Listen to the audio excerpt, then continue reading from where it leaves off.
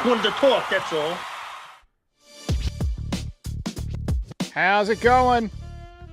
Welcome back. Welcome back.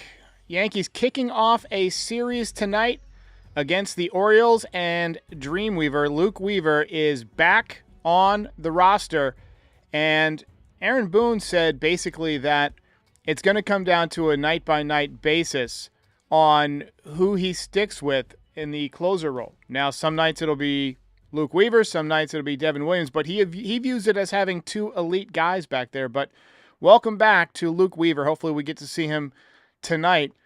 I'd imagine that he's going to be pretty much the same guy. I mean, you miss a couple of weeks, not a big deal, but it was a hamstring, not an arm. So as long as he's feeling good, I'd imagine he'll be back to being that dominant guy. Tune in for the post-game show tonight. We got Terrence Kem coming on the show. We're going to talk about the state of the Yankees. Call in with your questions, comments, and so forth about the state of the team, topics that you want to discuss. We got some people filling up in the chat right now. Dakota says, "What it do? Action VJ with the peace sign. How you doing? How you doing?" But in this particular voicemail show, I kind of want to stick to a topic that's a repeat, honestly. It's kind of a sequel to a video that we did, a podcast that we did probably about a month ago about Anthony Volpe and whether or not Anthony Volpe is a bust. So we're going to start. We got some voicemails coming in, and I got 5 or 6 voicemails to play. We're going to start with this one about Anthony Volpe. Hey, Derek. I just wanted to say that I'm very disappointed in Anthony Volpe. He just seems to be getting worse instead of getting better. Listen, I don't want to be super negative, but I kind of agree. He's not getting better fast enough. Now, I have stuck with Anthony Volpe because I think he's a league average shortstop. I mean, if we look at his StatCast numbers, they tell the story of a guy who's pretty much middle of the pack or slightly lower in just about everything. If it will come up, hang on just a second. There we go. If it will pop up. Anyway, he's a little bit below average in run value. He's a little bit below average. I don't know why it's not showing up. Hang on. It's something wrong with my eCam today. He's a little bit below average in run value, a little bit above average in base running, and again, a little bit below average in fielding, which is surprising because he did win a Gold Glove his rookie year. So he's definitely taken a step back. And over the last couple of weeks, he's really struggled. He's hitting just 205 with a 596 OPS over the last 2 weeks. That is not a slump. That is quicksand. Every at-bat feels like it's heavier than the last one. The contact has been light. Of his 9 hits, 3 extra base hits, actually 4, 3 doubles and a home run. So not exactly killing the baseball as he was earlier this year. To be fair, his walk rate is up, so he is seeing pitches. He's trying to adjust, but he's having some real problems. He's having some real problems right now. Let's see if we can get this working here. This eCam, this screen share here. And we'll take a look at his. There we go. Okay. So you see the average exit velocity, just 89.5 miles an hour. The barrel rate percentage, 52nd percentile. Hard hit percentage, right in the middle of the pack, 50th percentile. Bat speed, slightly above average. Chase percentage has been better this year. The chase percentage has been better. But the range has not been good. The arm strength has not been good. You look at his spray chart, he does hit the ball line to line. We have people saying, he only hits the ball to left field. Well, no, he hits the ball to right field. He hits the ball up the middle. He's got power to all fields. He just doesn't hit enough. He doesn't hit enough. And that's a problem. You can't walk your way out of a 200 slump. You got to hit your way out, right? And that's going to depend on quality of contact. It's going to depend on, using the whole field. But what's been just as alarming as his offense is that his defense has taken a step back. Shortstop is a premier defensive position. You can't afford to make mistakes there, especially in tight games, which is what's been happening with Anthony Volpe lately. He booted that potential double play ball against the Angels, and then he directly, I would say that directly contributed to the loss for sure. But, and then he struggled offensively the next day. So he didn't get off the mat. I mean, he's showing the signs of a guy who's down on himself, whose confidence is taking a hit. Maybe the coaching needs to step up and get him out of this rut, right? Because here's the truth. He doesn't have to be perfect, but he has to be better than what he's been. He has to be better than this. We got a call here about what the Yankees should do about it. Bobby B, ex-Bronx site, living in Port St. Lucie.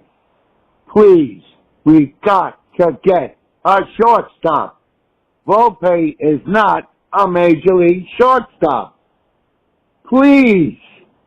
I mean, God, why can't we make trades that we did in the late 70s? Oh, man. All right, so I'll take it the next step further. A lot of people say, well, go get someone better for this position or that position. Who are you trading for? Who are you getting to play shortstop? There's no shortstops on the market right now that are better than Volpe.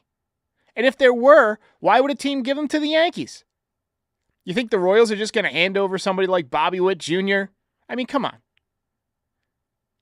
This is one of the most expensive positions in baseball. Teams just don't give away shortstops, okay? The Yankees made a choice. They decided that shortstop was one of the spots that they could develop internally. They could save money rather than go spend $300 million on somebody like Corey Seager. They wanted to put the payroll into pitching, into power bats. They had eyes on getting Soto. They ended up getting, a bunch of other guys, Bellinger, and, Goldschmidt, Max Fried. Can't have all those guys if you sign a $300 million shortstop. So Volpe, like it or not, is the guy they picked to ride or die with. Is he a superstar? No. But he's been about league average most of the year, and I know that frustrates people. Nobody wants to be average. In New York, it doesn't say, I want to be middle of the heap. Halfway up the list. Right? Last year, the numbers were disappointing. This year, he showed some early promise with the torpedo bat, the buzz out of the gate. Now, I'm not typically somebody who's like, give me credit for this, give me credit for that. But I did say after the first 5 or 6 games, I was alarmed by the approach from Anthony Volpe. Even though he was having success, he was hitting home runs. I said that the league was going to figure him out. They were going to figure out that adjustment. And now, 2 months later, a little under 2 months, actually a little under 3 months later, he's struggling. He's, 5'10", 180? He needs to hit line drives and use his speed. That's basically what he needs to do. Last year, the approach he took for the first month and a half was the correct approach. Came around June, he was hitting about 290, and he was leading off. Remember, he was on base every single day? That's the guy he needs to be. He had a 34-game on-base streak. And I know we're harping up something that happened over a year ago, but it was around this time last year, maybe around June 5th or 6th last year, that the slump began, and he stayed cold all summer. He didn't snap out of it until the postseason. And even that was more of a flicker than a fire. So I get it. The frustration is real. I'm not ready to call him a bust yet, but trading for a shortstop just isn't realistic. This is the path that the Yankees have chosen. Now the only question is, can Volpe climb out of it, or are we in for a long summer? Take a look at the lineup for tonight here. If we can get I don't know what's up with my screen share. So I've been obviously doing work on the show, and for whatever reason, my screen share is not working. So it's just kind of going in and out, and I don't know why. I'm trying to show the lineup. There we go. I'm just going to put it all the way up at the top here. Goldschmidt leading off at first base. Trent Grisham, center field. Aaron Judge in right field. Jazz Chisholm hitting the cleanup spot at third base. Giancarlo Stanton back in there at DH. No Ben Rice tonight. Jason Dominguez out there in left field. Anthony Volpe batting seventh at shortstop. Austin Wells is behind the dish, and DJ LeMahieu at second base. I have not been super impressed with DJ LeMahieu as of late. Austin Wells, after getting hot for 5 minutes, has cooled off. Giancarlo swinging the bat well. Trent Grisham beginning to heat up, maybe. But Cody Bellinger had 3 hits the other day, and he's not in the lineup tonight. So it's just one of those things where, somebody starts getting hot, and Boone sits him. I don't like that. Not a fan of that at all. Brian Fleury says he needs to bunt more. I love the Jazz bunt the other night. We got a call about that. Hey, Derek, great show. This is Ted. The best thing about yesterday's game was the Jazz Chisholm bunt. Now, they had the whole little rain delay to think it over and to strategize it, and they came out of that rain delay with the best play possible. Excellent execution by Jazz Chisholm. You see, now this is why I'm going to swing it back to Boone. If he was a great manager, he would have already molded Volpe into being your leadoff hitter, and he would have convinced Jazz to be your number 2 hitter. Because yesterday's execution was a great number 2 hitter, opportunity, and Judge to bat third. Boone is not a good manager. We may not win anything with him. It's going to be tough. Hear that sentiment a lot. Okay, so we're going to go ahead and play a quick ad from Harry's, and then I'll fix my screen share while we're doing that, and then I'll be back and we'll talk about tonight's game.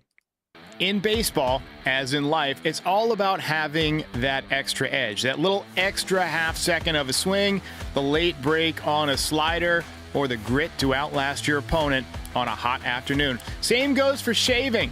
Harry's gives you the edge where it counts. I tried the $5 trial set, and honestly, it's like the ace of my bathroom rotation. The handle's weighted just right, the razor is smooth, and the foaming shave gel lathers better than anything I have used before. I keep my beard tight around the jawline, clean edges, no irritation. Harry's handles it with ease. Even the packaging is big league, and their body wash, I've got the redwood scent. It's like a fresh cut field on opening day.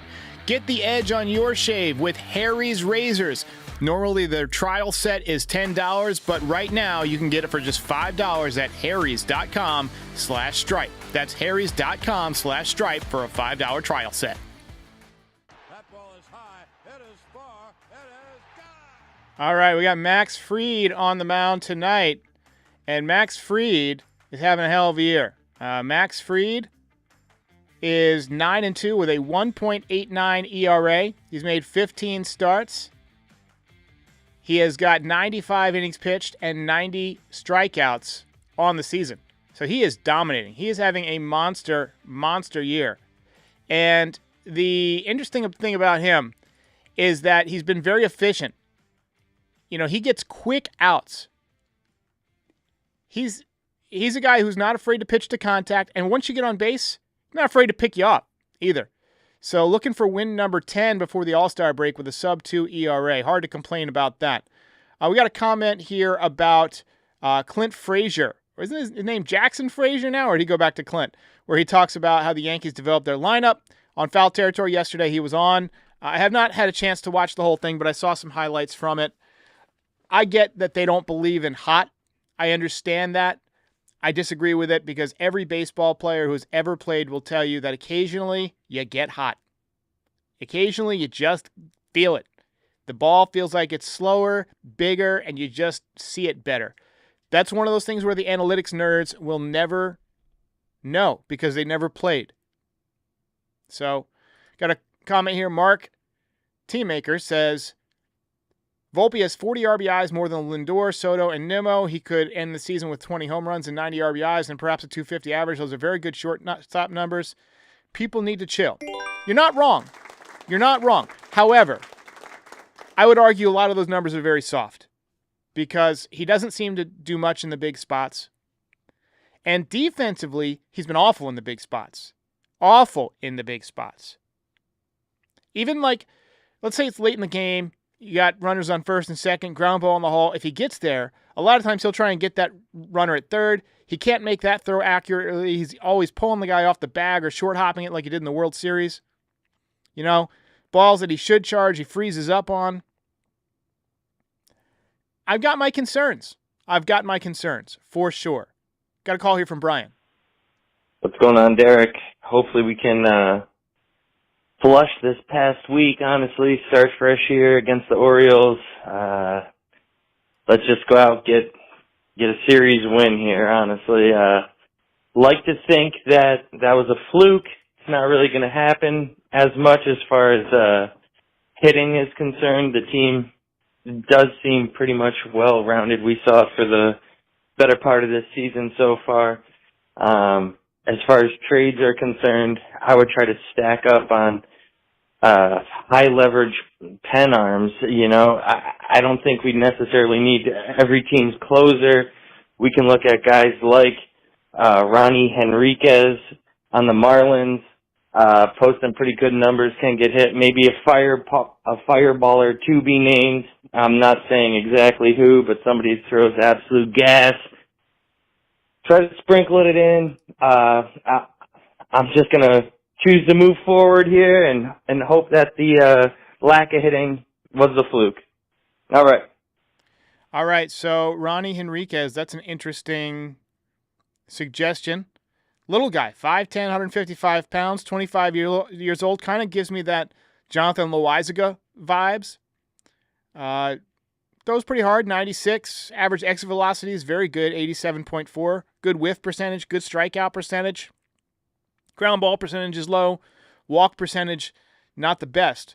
He does have 46 strikeouts in 34 innings. That could be somebody the Yankees consider. It's those type of under-the-radar guys that Cashman likes to get. Lorenzo says the answer is George Lombard Jr. Let's just, for the sake of argument, take a look at what George Lombard Jr. is doing in Double-A. Because he is not the answer. He is not the answer. He's barely hitting at Double-A. He's hitting less at Double-A than Anthony Volpe's hitting in the major leagues, basically. I want to pull up his numbers here. Stand by. Yeah, this doesn't look good. So he's hitting .212 at Double-A, and people want to give him the starting shortstop job. .212 with 2 home runs in Double-A and 42 strikeouts in 137 at-bats. So a really high strikeout percentage. On-base percentage, .337. OPS, .658. That's probably lower than what Volpe has on the year. So Volpe's OPS is .720 in the major leagues, and Lombard's is .658 at Double-A. Come on, guys. Let's be realistic. Let's be realistic. You are not going out and moving Anthony Volpe and putting in a Double-A hitter who's struggling at Double-A to take over. It is not realistic. The Truth says you should make a poll on Volpe. He's such a polarizing player in Yankees land. I actually did one on X about a week ago, and the results, as you'd expect, were about 50-50. It was like, is Volpe a bust? Or whatever. So, look, we're going to see more from him tonight. We'll see how he bounces back. We got Terrence Cam coming on the show. Sorry for all the problems with my screen share. I think Ecamm is having issues, but I'll get it squared away. We will catch you on the post-game show tonight. Go Yanks. Check out Harry's in the chat, in the description, harrys.com/stripe. I'll see you next time. If you made it this far, do us a favor, hit the like button, hit the subscribe button, and join our community. You can also be a part of the show by calling in at 718-899-1068. Also, part of the way that we maintain and fund all of this is through NYYDesigns.shop. Check it out now. Get all sorts of fun Yankees merch, hats, hoodies, zip-ups, beanies, mugs, you name it. We've got it. Check it out, NYYDesigns.shop. And check out Pinstripe Territory on all your favorite podcast platforms. We are the official Yankees podcast of the Foul Territory Network. We're here for post-game shows after every single game, and we're here before a lot of games to talk about the game, preview the lineup, the pitching matchups, and things like that. And we're here all off-season to talk about the latest in Yankees rumors, news, etc. Join our community. We'll see you next time.